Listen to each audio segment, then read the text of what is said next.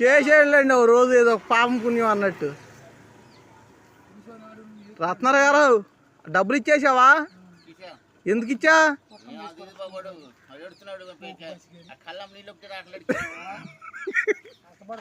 వచ్చింది కాదు కష్టమా తెలిసావలేదా అయ్యా అగ్గిపెట్టి డబ్బులు ₹2 బిళ్ళ అగ్గిపెట్టి ఇచ్చాయి. ₹2 బిళ్ళ ఇచ్చేత అగ్గిపెట్టు ₹2 బిళ్ళ ఇచ్చేత. మీరు ఎక్కడ తయారు ఆయన పొద్దునే 2 అగ్గిపెట్టి ఇచ్చేసి